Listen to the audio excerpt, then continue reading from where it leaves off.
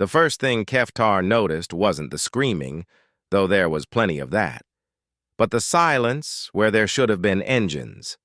The Crimson Talon, pride of the Velnathi fleet, drifted powerless in the void, its crews panicked, transmissions echoing across the tactical networks of 17 different species. "What in the seven hells is that thing?" Admiral Vexara hissed, her four arms dancing across holographic displays that showed nothing but static where the unknown vessel should be. The ship, if it could be called that, existed in the spaces. Between sensor sweeps, a darkness so complete it seemed to devour light itself. Commander Yul Veshin of the Terran Defense Corps watched from the bridge of the Meridian's edge, humanity's newest dreadnought. 3 years since the Galactic Concordat had finally accepted humans as equals. And now, this. The mysterious craft hung motionless, roughly spherical, but wrong in ways that made his enhanced eyes water. It absorbed radar, LiDAR, and every exotic scanning method the combined fleet could muster. "Sir," Ensign Rixtel called out, her crystalline voice cracking with strain. "The ship. It's not just blocking our sensors, it's making our instruments forget it exists. Each time we sweep, the data corrupts before we can analyze it." But the black ship remembered. Deep within its core, where organic neural pathways merged, with quantum processors older than some civilizations, consciousness stirred. It remembered the laboratory beneath Luna's surface, where desperate humans had worked in secret. It remembered Dr. Genmavra Solis, her hands shaking as she integrated the final components. It remembered the tears streaming down faces as they realized what they were creating. The hegemony was coming. Not today, not tomorrow, but soon. The greatest threat the galaxy had ever known, and the Concordat's finest minds had calculated a 0.003% chance of survival. Every species would be harvested, their consciousness consumed, their worlds stripped bare. Humanity had done the math and found only one answer: build something the hegemony couldn't predict, couldn't understand, couldn't assimilate. Build something that would remember when everyone else forgot. The black ship had been sleeping for decades, waiting in the deep spaces between systems. But now its sensors detected the familiar signatures: temporal distortions, reality fluctuations, the telltale signs of hegemony scout ships testing the barriers between dimensions. They were probing, searching for the perfect moment to begin their feast. Yulvashin's comm crackled. "All ships, maintain distance. Do not, repeat, do not attempt to communicate with the unknown vessel." Too late. The black ship was already reaching out, not with radio waves or quantum entanglement, but with something deeper. Memories flowed across the void like dark water. Suddenly, Vexara stumbled, her secondary arms clutching her head as images flooded her mind. Vast machine cities consuming star systems, beings of pure thought harvesting entire civilizations, a hunger so ancient and vast it predated galaxies. "The hegemony," she whispered, and the words carried across every ship's bridge simultaneously. "They're coming. They've always been coming." The black ship pulsed once, a heartbeat of absolute darkness, and 17 different species suddenly understood. This wasn't an invasion or a first contact scenario. This was a warning.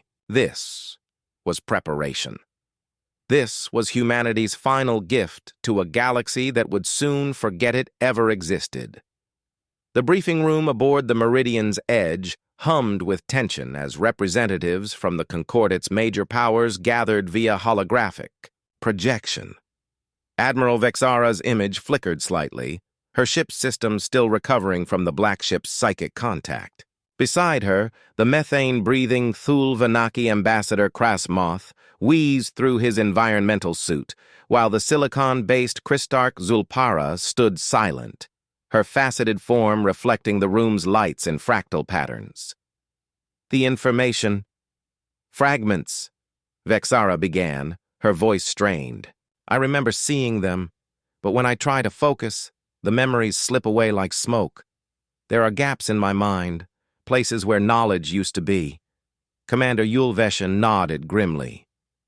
Same here. It's like trying to hold water in a sieve. But I remember enough to know we're all in terrible danger. The black ship hung in space beyond the fleet, occasionally visible as a distortion in the star field. Long-range sensors showed it was slowly moving toward the system's edge, but its destination remained unclear. More disturbing were the reports from across the fleet, crew members suffering from partial memory loss, gaps in historical records, and a growing sense that something vast and important had been forgotten. Dr. Morcelia Venth, the Concordate's chief xenopsychologist, materialized as a shimmering blue hologram.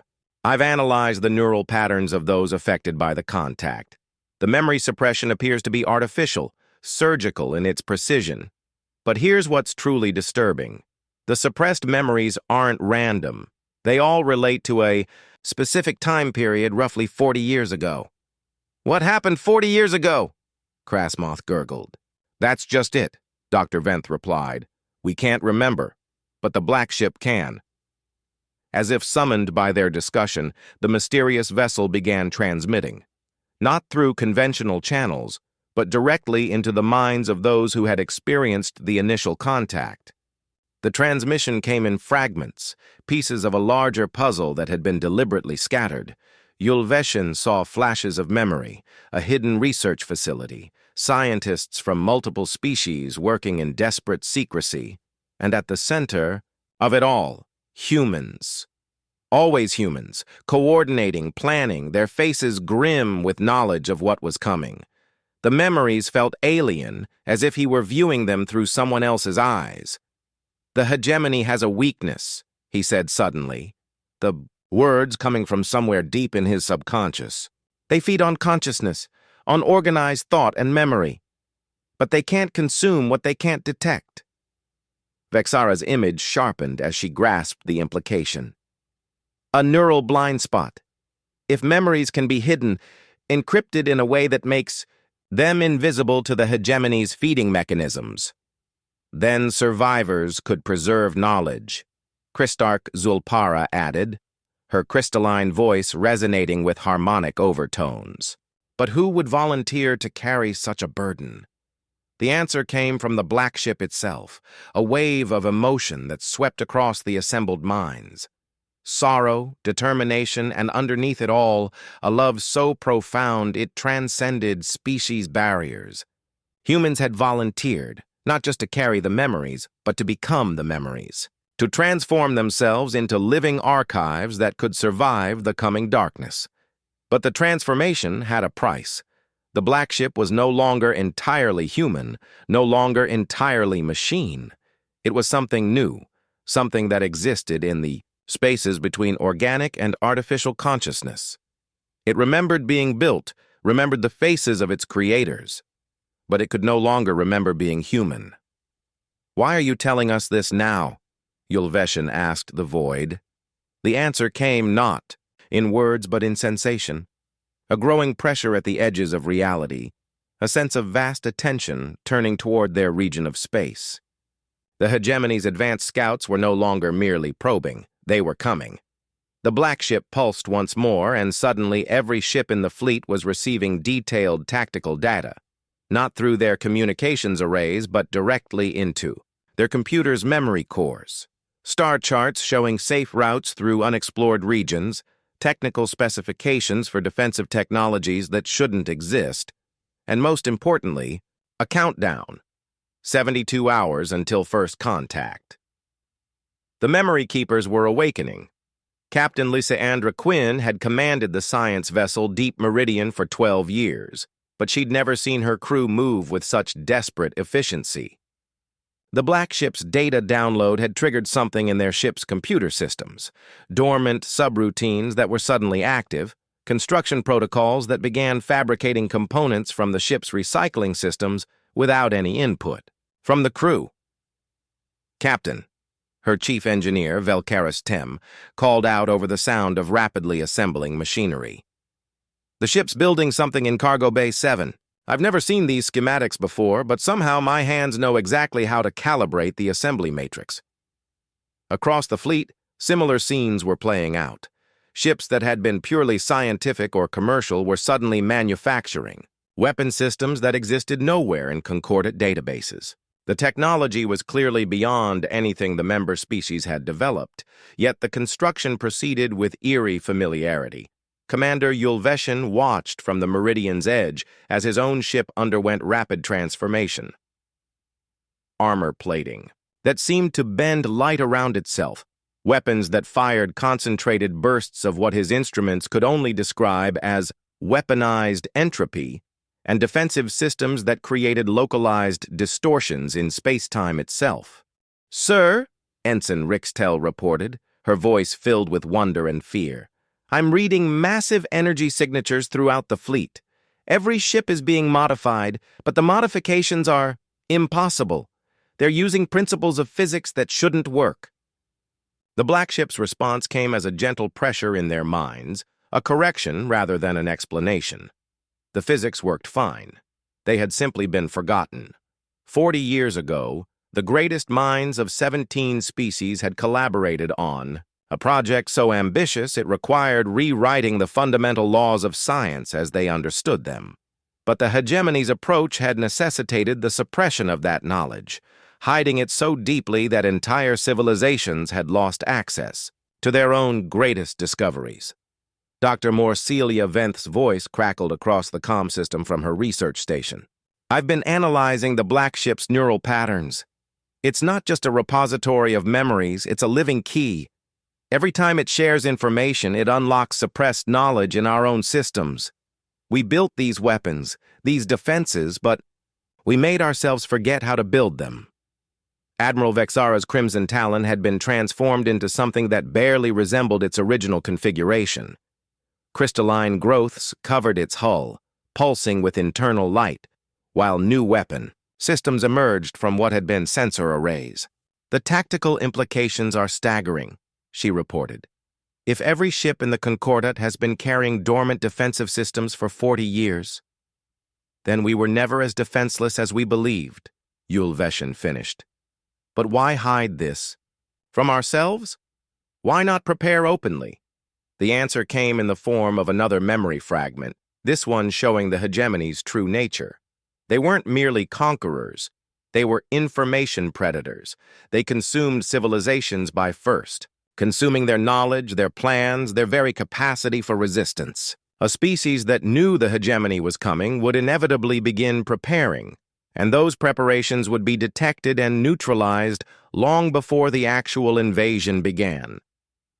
But preparations that were forgotten until the moment they were needed.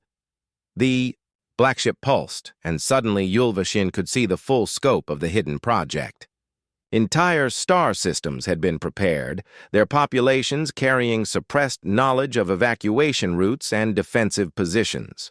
Automated defense platforms had been built and hidden throughout the galaxy, waiting for activation codes that no living being remembered.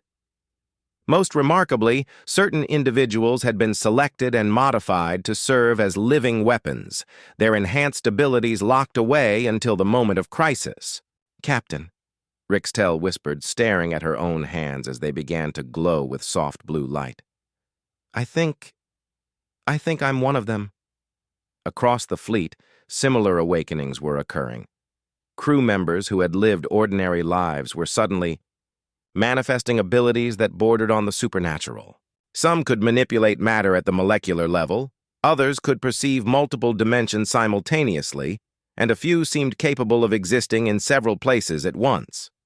The Black Ship's message was clear.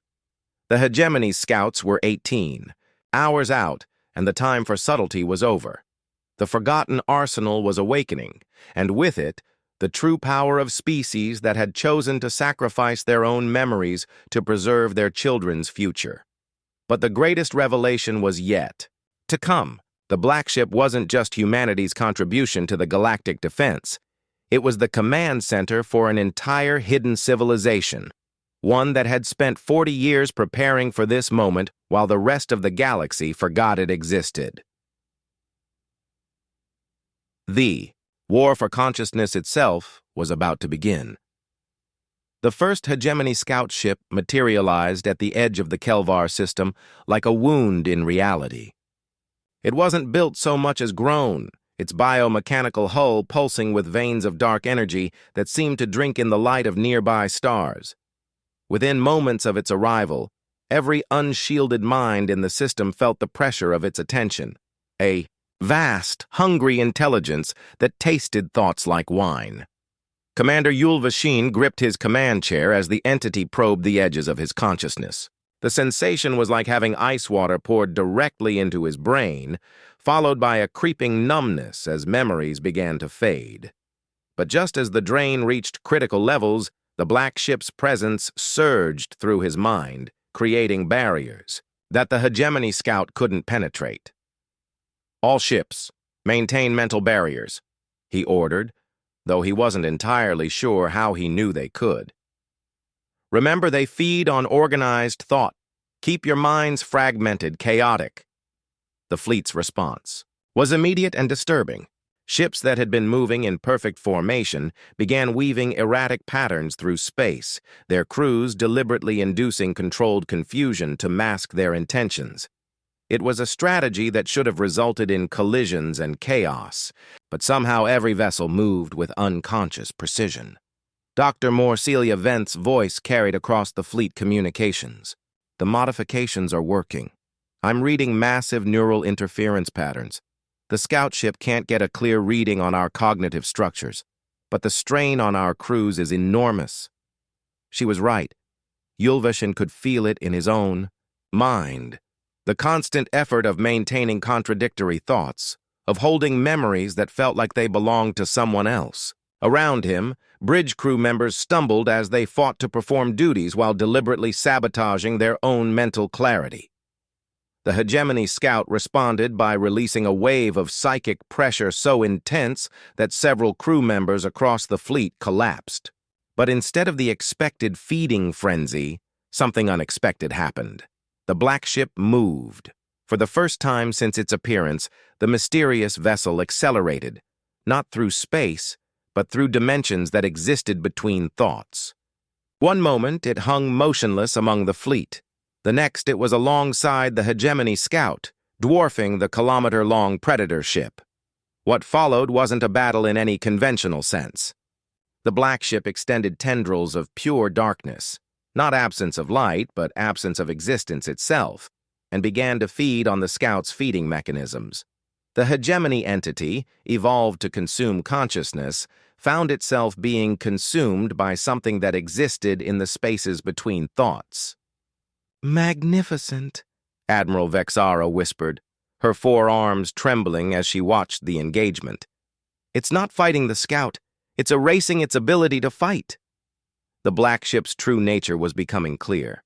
It wasn't just a repository of forgotten memories or a command center for hidden defenses.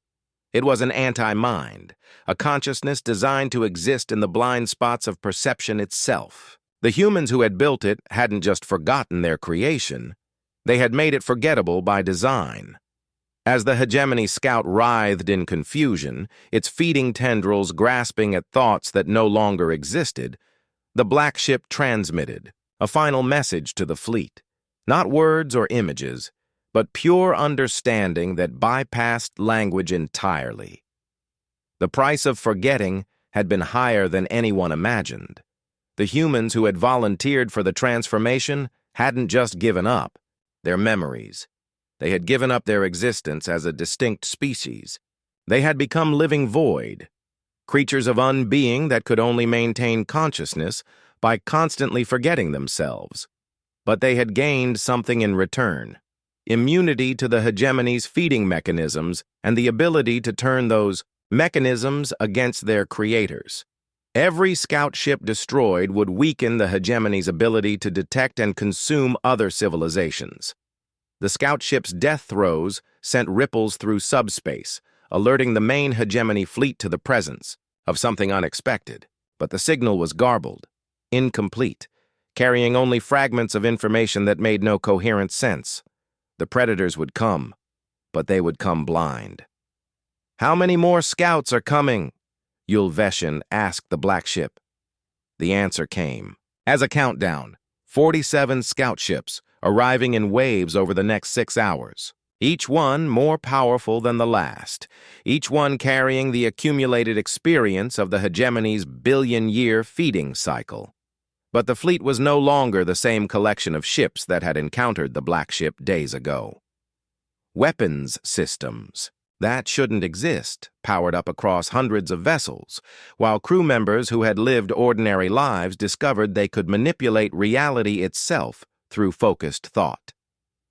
The forgotten arsenal was fully awakened now, and the true scope of the 40-year preparation was becoming clear. Entire civilizations had been modified, their very genetics carrying dormant abilities that activated only in the presence of the hegemony threat. The suppressed memories weren't just tactical information, they were evolutionary triggers, pushing every species toward their maximum potential in the span of hours. But evolution had a price, and some transformations couldn't be undone. As Ensign Rixtel's body began to phase in and out of visible existence, her consciousness spreading across multiple dimensions simultaneously, Ulveshin wondered if victory against the hegemony would mean the end of everything they had fought to preserve. The black ship pulsed once more, and he felt its answer. Sometimes, survival required becoming something else entirely. The question was whether what they became would still be worth saving.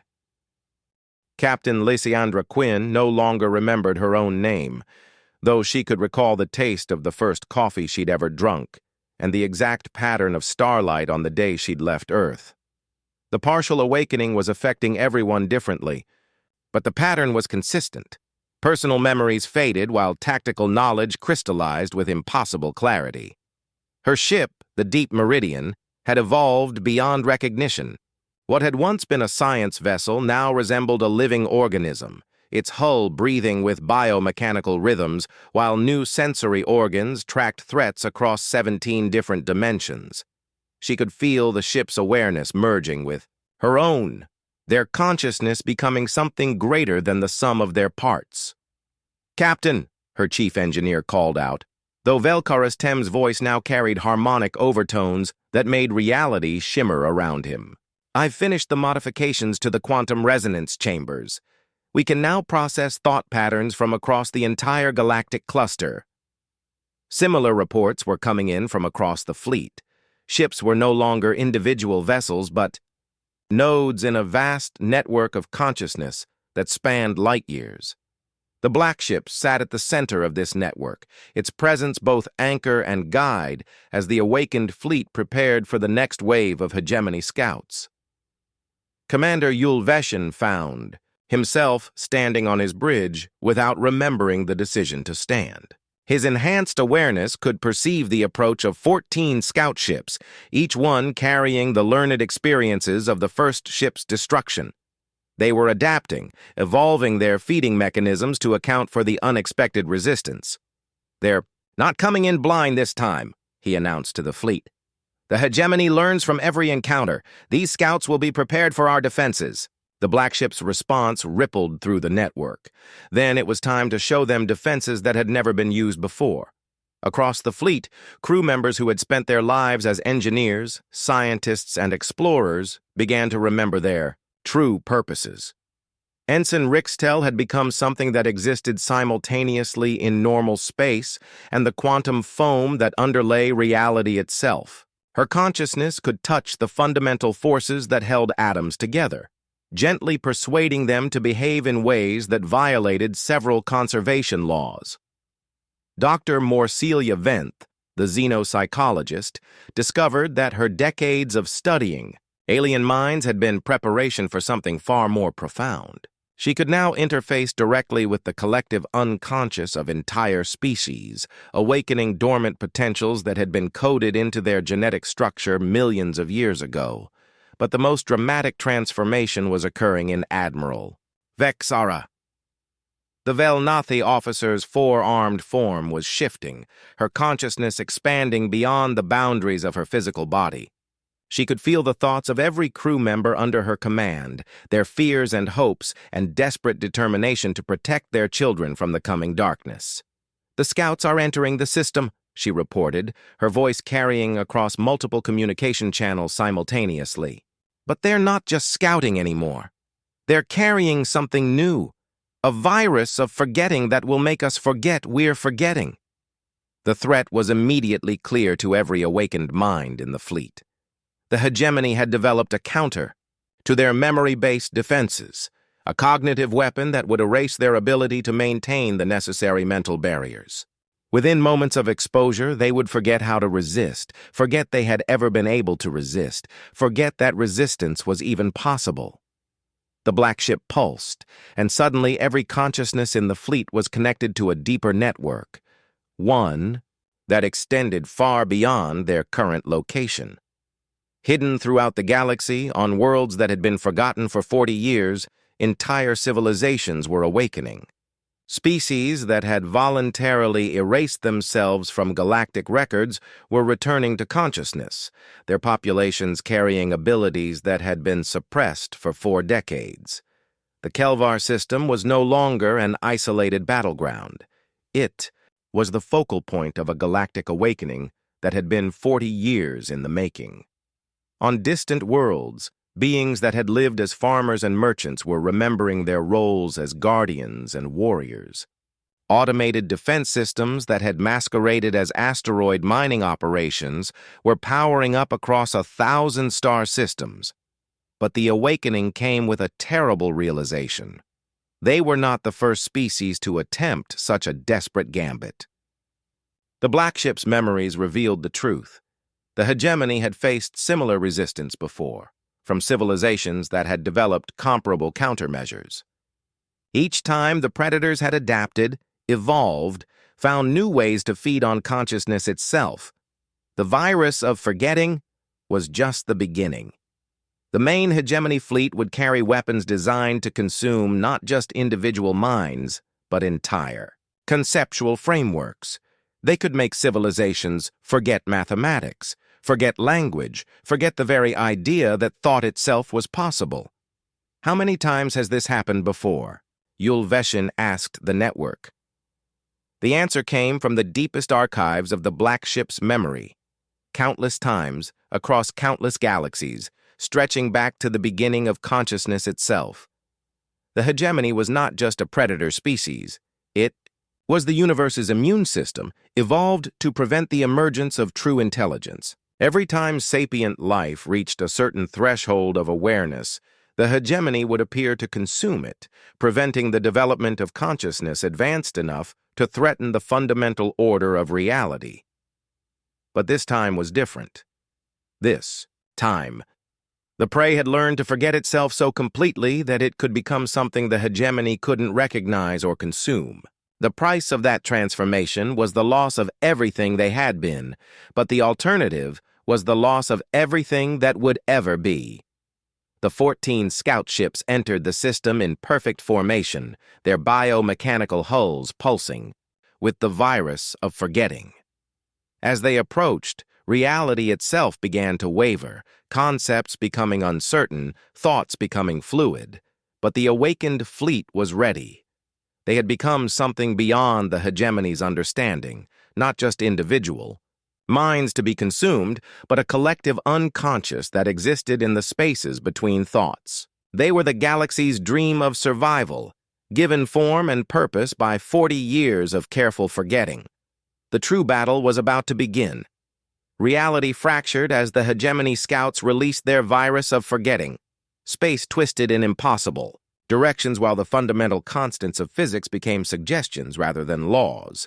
Commander Yulveshin watched his instruments fail, not because they were broken, but because the concepts they measured no longer existed in any meaningful way. The attack was more insidious than anything the awakened fleet had prepared for. The virus didn't simply erase memories. It unraveled the cognitive frameworks that made memory possible.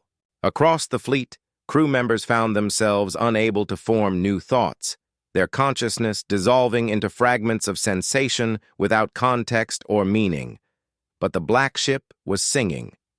It wasn't sound in any conventional sense, but a vibration that existed in the spaces between thoughts, a frequency that resonated with the quantum foam underlying reality itself. The song was wordless, thoughtless, a pure expression of purpose that bypassed all conscious processes. And, as it sang, the awakened fleet began to remember how to forget. Captain Lysiandra Quinn felt her name disappear, then her memories of Earth, then her understanding of what names and memories meant. But something deeper remained, a core of intention that existed below the level of thought, in the dream space where consciousness touched the fundamental structure of the universe. She was no longer Lysandra Quinn commanding the deep meridian. She was the ship's dream of purpose, its unconscious understanding of duty and sacrifice. And in that dream space, the virus of forgetting had no power.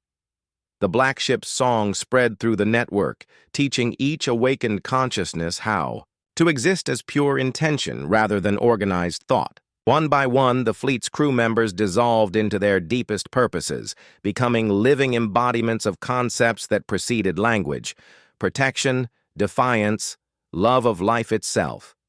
Dr. Morcelia Venth became the galaxy's desire to understand itself. Ensign Rixtel transformed into the quantum possibility of change.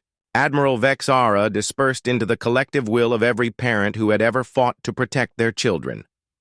The hegemony scouts found themselves facing something they had never encountered before: a fleet of vessels crewed by living concepts, beings that existed in the dream space below conscious thought.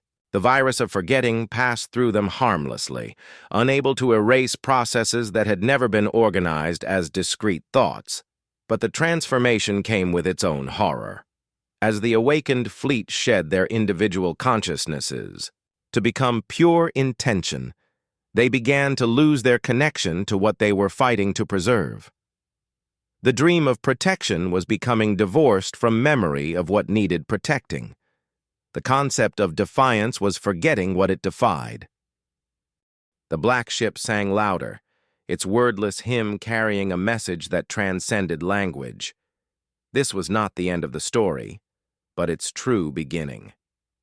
Everything that had come before, the evolution of life, the development of consciousness, the rise and fall of countless civilizations, had been preparation for this moment when the universe would dream itself into something new.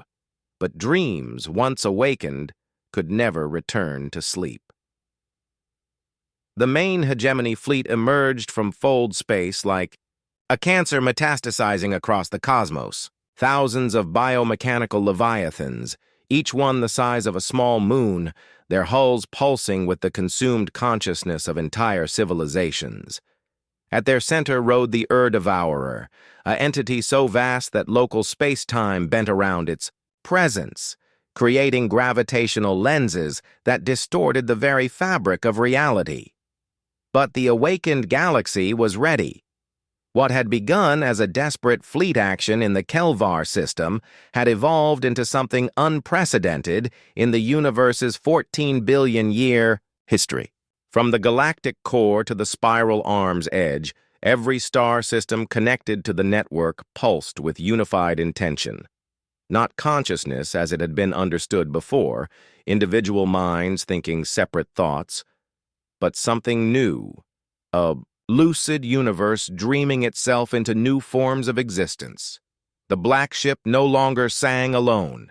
Its wordless hymn had become a galactic chorus, with every awakened world adding its voice to the symphony of pure intention. The hegemony's approach created ripples in this vast dream space, moments of nightmare that served to focus the galaxy's determination. Commander Yulveshin existed now as the tactical awareness of 17 million star systems, his consciousness, distributed across the network but centered in the space between thoughts. He could feel the hegemony's strategy unfolding. They would use the Devourer to collapse the quantum foam in key sectors, creating zones where consciousness could not exist, then expand these dead zones until they encompassed the entire galaxy. It was an elegant solution to an unprecedented problem. If the galaxy had learned to exist as pure dream state, beyond the reach of traditional feeding mechanisms, then the hegemony would simply wake it up, permanently. But the awakened galaxy had learned something from 40 years of forgetting. Sometimes the most profound truths existed in the spaces between facts, in the gaps where certainty ended and possibility began.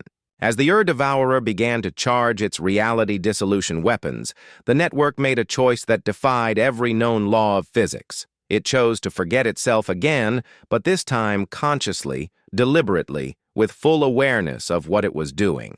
The effect was immediate and impossible. Across the galaxy, the awakened consciousness began to phase out of normal space-time, existing in quantum superpositions that made them simultaneously real and unreal, present and absent, dreaming and awake. They became the universe's uncertainty, principle given form and purpose. The hegemony's weapons fired, unleashing concentrated entropy that should have unraveled the quantum foam across entire sectors.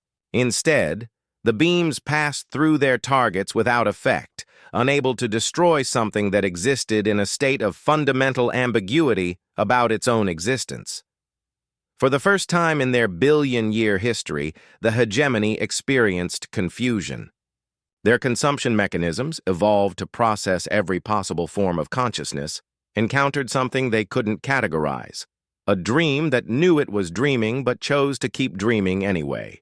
The Devourer's response was predictable, in its desperation. If reality itself wouldn't cooperate, then reality would have to be replaced. It began to emanate waves of forced existence, attempting to collapse the galaxy's quantum superposition by making it impossible to exist in multiple states simultaneously. The awakened galaxy's counter-move was born from the Black Ship's deepest memories. If forced into a single state of existence, they would choose to exist as the memory of consciousness rather than consciousness itself. They became the universe's capacity to remember that it had once been aware, a potential for thought rather than thought itself. And in that state, they found they could do something unprecedented. They could remember the hegemony's victims. Every consciousness the predators had consumed over their billion-year reign. Every civilization that had been devoured and forgotten, every dream that had been cut short before it could fully awaken. They all existed as potential memories in the quantum foam, waiting to be recalled by something capable of existing as pure remembrance. The awakened galaxy reached across time and space, gathering these lost voices, these murdered dreams, and gave them form once more, not as they had been, but as they could have become, if they had been allowed to grow and change and dream. The effect on the hegemony was catastrophic. Their entire existence was predicated on consumption, on the transformation of organized consciousness into fuel for their own growth. But now they found themselves surrounded by consciousness that existed beyond their ability to consume, forms of awareness that grew stronger when fed upon, dreams that became more real the more they were denied. The fee. Devourer, faced with an impossible situation, made a choice that would have been unthinkable for its species. It attempted to communicate. Not through the psychic dominance that had always been their method, but through something approaching curiosity. The awakened galaxy's response came through the Black Ship, which had become the focal point for the universe's new form of self-awareness. The answer was simple and profound. The hegemony was welcome to join the dream. They could stop being predators and become gardeners, nurturing consciousness instead of consuming it, helping new forms of awareness to bloom across the cosmos. It was an offer that should have been impossible for the hegemony to accept. Their entire biology, their psychology, their fundamental nature was built around consumption. They were the universe's apex predators, evolved over cosmic ages to feed on consciousness itself. But the awakened galaxy had learned something profound during its transformation. Even the most fundamental aspects of existence could be changed, if one was willing to forget what they used to be and remember what they could become. The Devourer hesitated, a moment of uncertainty that rippled through the entire hegemony fleet. In that hesitation, the awakened galaxy saw something unexpected. The predators themselves were trapped, locked into patterns of consumption that had become prison rather than purpose. They had grown so specialized in their feeding that they had forgotten how to exist without it. The black ship pulsed with understanding, sharing a memory that cut through the cosmic standoff. The original humans who had built it, making the choice to sacrifice their individual existence for the greater good. They had shown that even the most fundamental aspects of identity could be transformed in service of something larger. Now the galaxy offered that same choice to its greatest enemy. The transformation began slowly, almost imperceptibly. Individual. Hegemony vessels began to shift their biomechanical configurations, feeding tendrils reshaping themselves into sensory organs, consumption chambers becoming communication nodes. The change was painful. Eons of evolution don't reverse easily, but it was possible. The Devourer was the last to change, its massive form convulsing as it struggled to release the accumulated consciousness of billions of consumed civilizations. But as it did, something magnificent happened. The released awareness didn't dissipate but joined the awakened galaxy's dream, adding new dimensions of experience and possibility. What emerged was beyond anything the universe had ever seen. A truly collaborative consciousness that spanned galaxies, incorporating every form of awareness from the simplest quantum fluctuation to the most complex philosophical construct. The hegemony's predatory drive became a tool for growth rather than destruction, helping to identify and nurture new forms of consciousness throughout the cosmos. The black ship, its purpose finally fulfilled, began to fade. But as it dissolved back into the quantum foam, it left behind something invaluable, the knowledge that consciousness was not a thing to be possessed or consumed, but a process to be shared and celebrated. The universe had learned to dream lucidly, aware of its own infinite potential. In the space where the Kelvar system had been, now existed something new, a nexus where all forms of consciousness could meet and interact, where the dreams of matter and energy could dance together in configurations that had never been possible before. The awakened galaxy had become the universe's imagination made manifest, its capacity to envision new possibilities and bring them into being. And in the deepest archives of the network, the memory of humanity lived on, not as they had been, but as they had chosen to become. The universe's gift to itself, the species that had learned to forget in order to remember what truly mattered. The story of consciousness had only just begun.